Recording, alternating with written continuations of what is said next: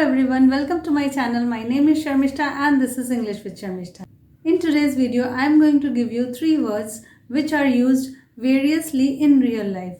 Though they are one word, they are used in different ways based on the sentences or the words along which they are used. The first word is hang.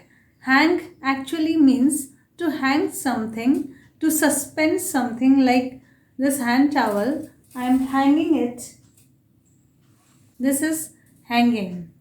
If I say hang on, that means I am telling you to stop or to wait. There can be a sentence like hang on, I am coming. That means wait, I am coming. If I say hang up means to end a conversation by phone.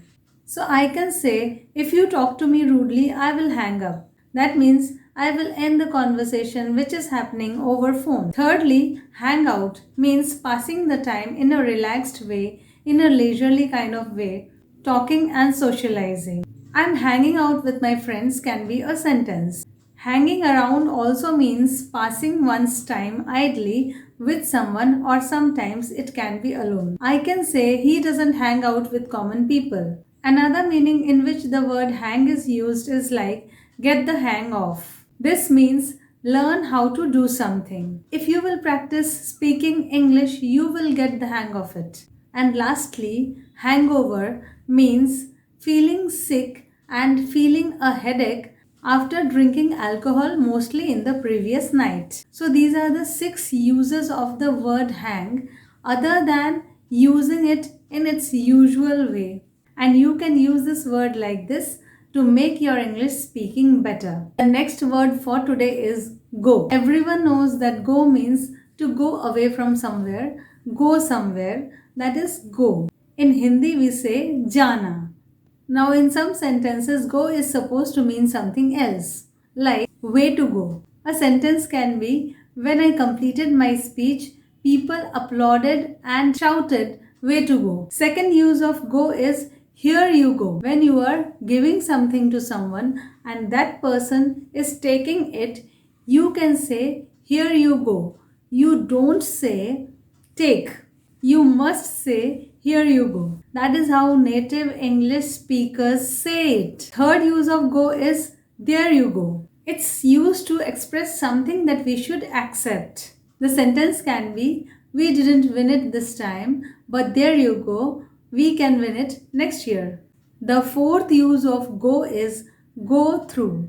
Go through means to read something carefully, to examine something carefully, or to pass a bad period of time. The sentences can be I have to go through this book before answering your questions, or I have been going through a rough patch or a bad time since last year. So this is how go can be used in various ways. The next word for today is get. Normally get means to avail something, and another meaning of get is to become. When we use get like to become, we say getting worse or getting better, getting well. So in this way, get can be used for bringing something from somewhere or to become something. Now along with these 2 meanings, get also has some more meanings, like get along. You can say my mother gets along well with all her sisters.